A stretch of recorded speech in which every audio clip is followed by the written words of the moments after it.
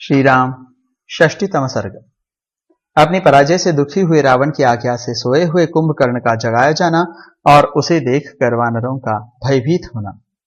भगवान श्री राम के बाणों और भय से पीड़ित हो राक्षस राज रावण जब लंकापुरी में पहुंचा तब उसका अभिमान चूर चूर हो गया था। उसकी सारी इंद्रियां व्यथा से व्याकुल थीं। जैसे सिंह गजराज को और गरुड़ विशाल नाग को पीड़ित एवं पराजित कर देता है, उसी प्रकार महात्मा रघुनाथ जी ने राजा रावण को अभिभूत कर दिया था। भगवान श्री राम के बाण ब्रह्मदंड के प्रतीक जान पड़ते थे। उनकी दीप्ति चपला के समान चंचल थी। उन्हें याद करके राक्षस राज रावण के मन में बड़ी व्यथा हुई। सोने के बने हुए दिव्य एवं श्रेष्ठ सिंहासन पर बैठकर राक्षसों की ओर देखता हुआ रावण उस समय इस प्रकार कहने लगा, मैंने जो बहुत बड़ी तपस्या की थी वह सब अवश्य ही व्यर्थ हो गई, क्योंकि आज महेंद्र तुल्य पराक्रमी मुझ रावण को एक मनुष्य ने परास्त कर दिया।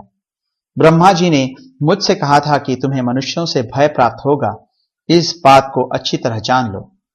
उनका कहा हुआ यह घोर वचन इस समय सफल होकर मेरे समक्ष उपस्थित हुआ है। मैंने तो देवता, दानव, गंधर्व, यक्ष, राक्षस और सर्पों से ही अवध्य होने का वर मांगा था, मनुष्यों से अभय होने की वर याचना नहीं की थी।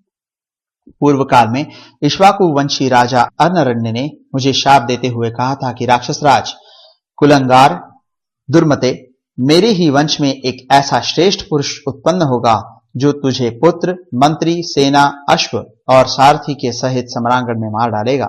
मालूम होता है कि अर्णरण्य ने जिसकी ओर संकेत किया था, यह दशरथ कुमार राम वही मनुष्य है। इसके सिवा पूर्व काल में मुझे वेदवती ने भी शाप दिया था, क्योंकि मैंने उसके साथ बलात्कार किया था। जान पड़ता है वही यह महाभागा जनक नंदिनी सीता होकर प्रकट हुई है। इसी तरह उमा, नंदीश्वर, रंभा और वरुण कन्या ने भी जैसा जैसा कहा था वैसा ही परिणाम मुझे प्राप्त हुआ है। सच है, ऋषियों की बात कभी झूठी नहीं होती। अब इस पर टिप्पणी है। उमा ने कैलाश उठाने के समय भयभीत होने से रावण को शाप दिया था कि तेरी मृत्यु स्त्री के कारण होगी। नंदीश्वर की वानर मूर्ति देखकर रावण हंसा था, इसलिए उन्होंने कहा था, मेरे समान रूप और पराक्रम वाले ही तेरे कुल का नाश करेंगे। रंभा के निमित्त से नल कुबेर ने और वरुण कन्या पुंजिक स्थला के निमित्त से ब्रह्मा जी ने शाप दिया था कि अनिच्छा से किसी स्त्री के साथ संभोग करने पर तेरी मृत्यु हो जाएगी। अब आगे, ये शाप ही मुझ पर भय अथवा संकट लाने में कारण हुए हैं। इस बात को जानकर अब तुम लोग आए हुए संकट को टालने का प्रयत्न करो।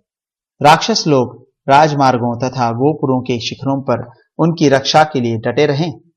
साथ ही जिसके गांभीर्य की तुलना नहीं है, जो देवता और दानवों का दर्प दलन करने वाला है, तथा ब्रह्मा जी के शाप से प्राप्त हुई निद्रा जिसे सदा अभिभूत किए रहती है, उस कुंभकर्ण को भी जगाया जाए।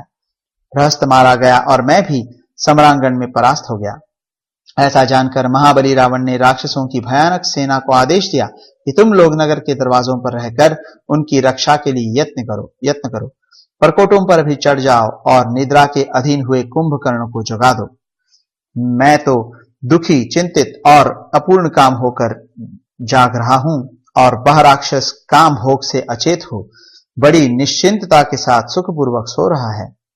वह कभी 9, कभी 7, कभी 10 और कभी 8 मास तक सोता रहता है। यह आज से 9 महीने पहले मुझसे सलाह करके सोया था। अतः तुम लोग महाबली कुंभकर्ण को शीघ्र जगा दो। महाबाहु कुंभकर्ण सभी राक्षसों में श्रेष्ठ हैं। वह युद्ध स्थल में वानरों और उन राजकुमारों को भी शीघ्र ही मार डालेगा। समस्त राक्षसों में प्रधान यह कुंभकर्ण समर भूमि में हमारे लिए सर्वोत्तम विजय वैजयंती के समान है, किंतु खेद की बात है कि वह मूर्ख ग्राम्य सुख से आसक्त होकर सदा सोता रहता है। यदि कुंभकर्ण को जगा दिया जाए तो इस भयंकर संग्राम में मुझे राम से पराजित होने का शोक नहीं होगा।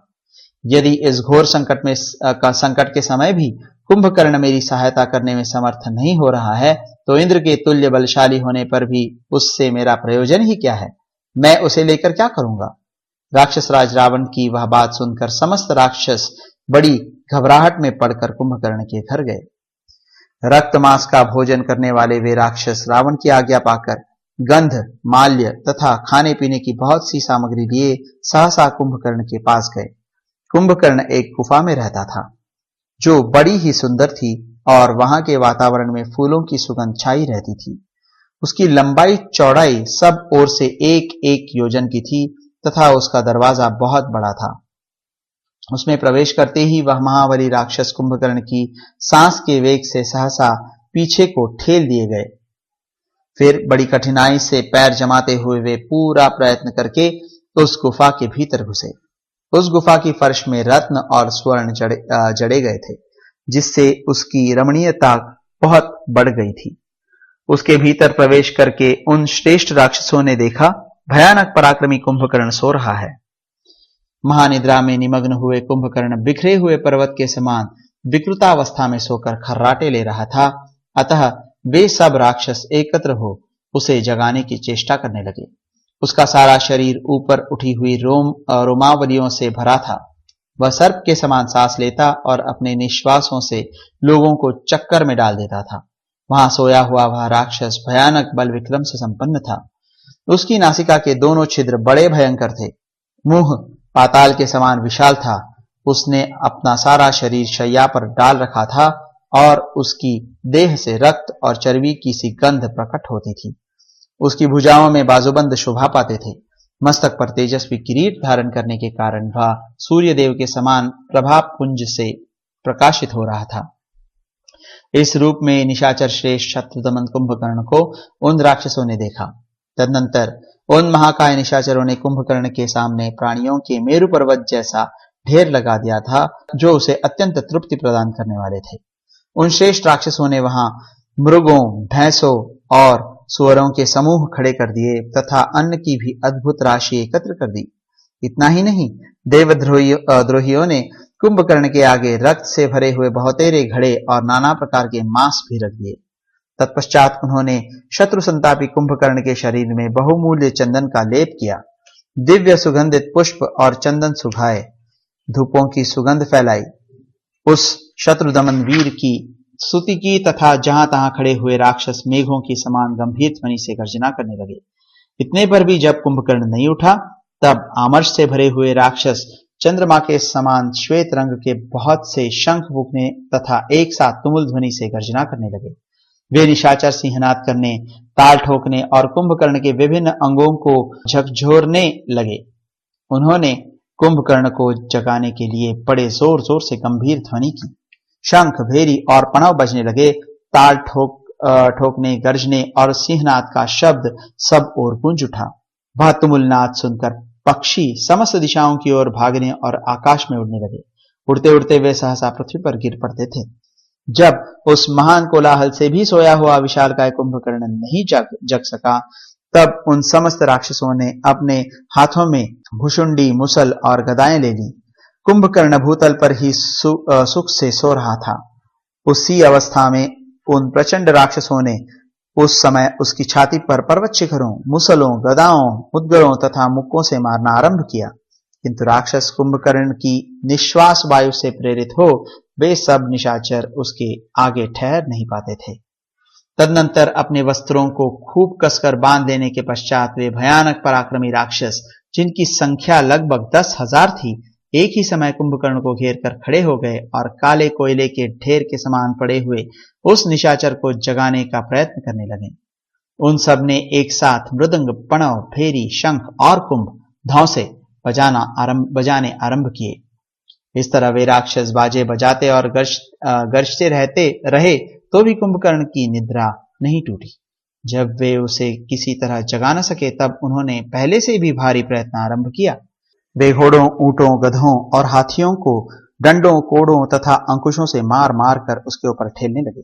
सारी शक्ति लगाकर भेरी, मृदंग और शंख बजाने लगे तथा पूरा बल लगाकर उठाए गए बड़े बड़े काष्ठों के समूहों, मुद्गरों और मुसलों से भी उसके अंगों पर प्रहार करने लगे। उस महान कोलाहल से पर्वतों और वनों सहित सारी लंका गूंज उठी, परंतु कुंभकर्ण नहीं जागा। तदनंतर सब और सहस्त्रों धौंस से एक साथ बजाए जाने लगे। वे सब के सब लगातार बजते रहे। उन्हें बजाने के लिए जो डंडे थे वे सुंदर स्वर्ण के बने हुए थे। इतने पर भी शाप के अधीन हुआ वह अतिशय निद्रालु निशाचर नहीं जागा। इससे वहां आए हुए सब राक्षसों को बड़ा क्रोध हुआ। फिर वे रोष से भरे हुए सभी भयानक पराक्रमी निशाचर उस राक्षस को जगाने के लिए पराक्रम करने लगे।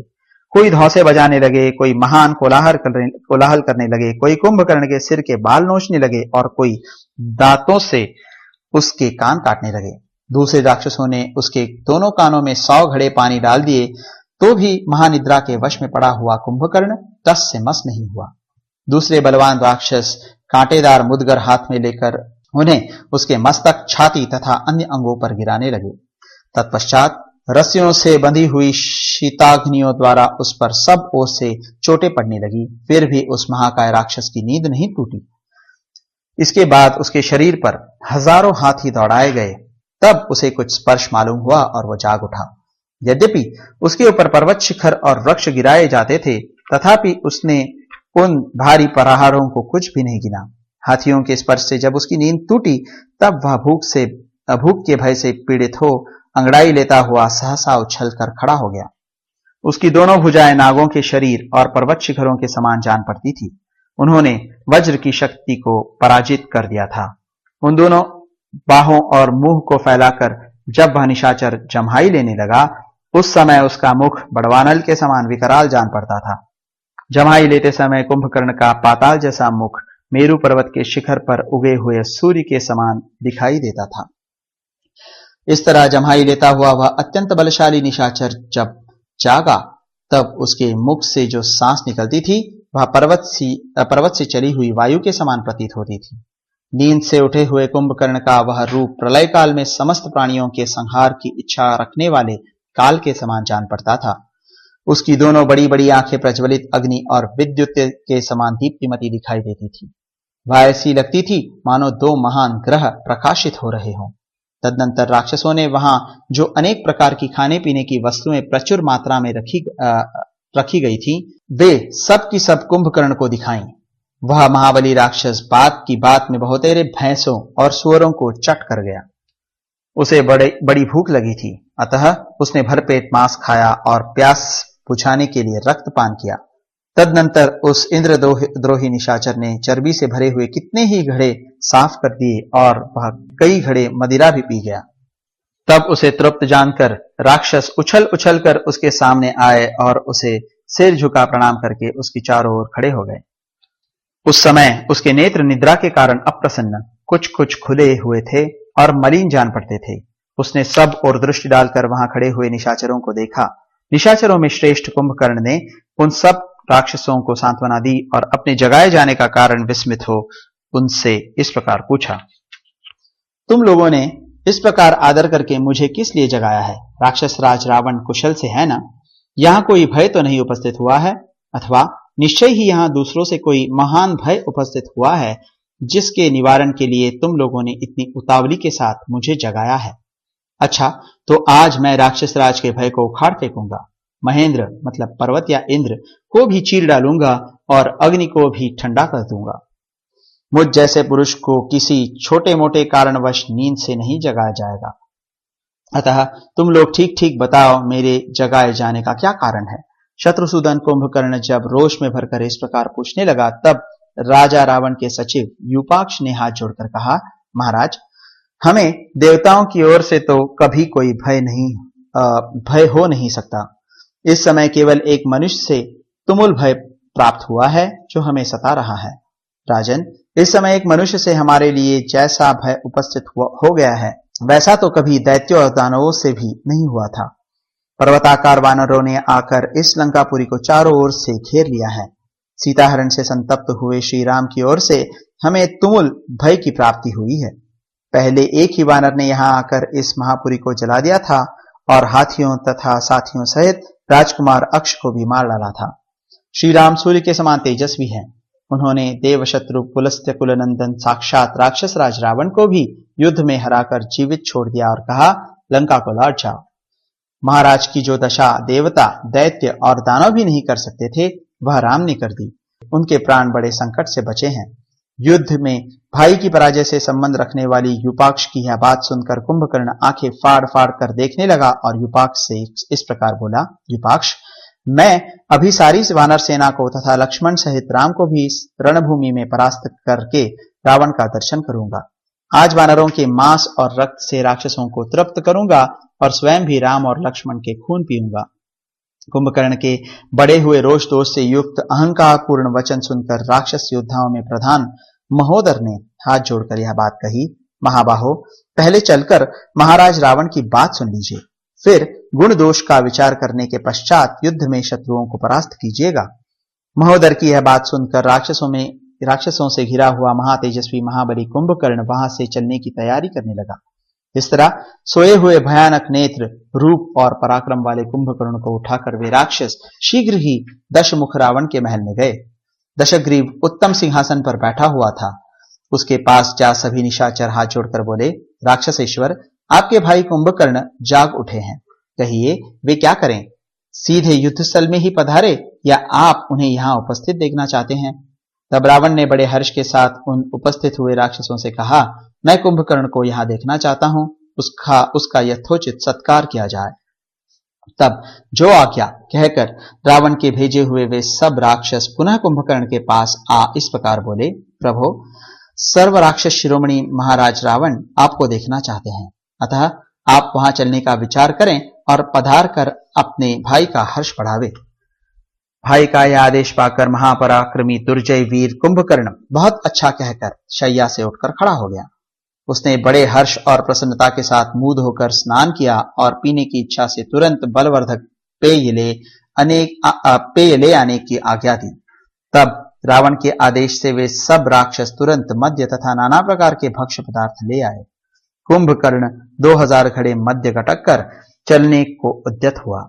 इससे उसमें कुछ ताजगी आ गई तथा वह मतवाला, तेजस्वी और शक्ति संपन्न हो गया। फिर जब राक्षसों की सेना के साथ कुंभकर्ण भाई के महल की ओर चला, उस समय वह रोष से भरे हुए प्रलय काल के विनाशकारी यमराज के समान जान पड़ता था। कुंभकर्ण अपने पैरों की धमक से सारी पृथ्वी को कंपित कर रहा था। जैसे सूर्यदेव अपनी किरणों से भूतल को प्रकाशित करते हैं, उसी प्रकार वह अपने तेजस्वी शरीर से राजमार्ग को उद्भासित करता हुआ हाथ जोड़े अपने भाई के महल में गया। ठीक उसी तरह जैसे देवराज इंद्र ब्रह्मा जी के धाम में जाते हैं। राजमार्ग पर चलते समय शत्रुघाती कुंभकर्ण पर्वत शिखर के समान जान पड़ता था। नगर के बाहर खड़े हुए वानर सहसा उस विशालकाय राक्षस को देखकर सेनापतियों सहित सहम गए। उनमें से कुछ वानरों ने शरणागत वत्सल भगवान श्री राम की शरण ली, कुछ व्यतीत होकर गिर पड़े, कुछ पीड़ित हो संपूर्ण दिशाओं में भाग गए और जहां तहां धराशायी हो गए, और कितने ही वानर भय से पीड़ित हो धरती पर लेट गए। वह पर्वत शिखर के समान ऊंचा था, उसके मस्तक पर मुकुट शोभा देता था। वह अपने तेज से सूर्य का स्पर्श करता हुआ सा जान पड़ता था।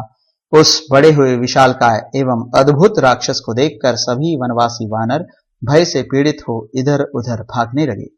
इस प्रकार श्री वाल्मीकि निर्मित आर्ष रामायण आदि काव्य के युद्ध कांड में 60वां सर्ग पूरा हुआ।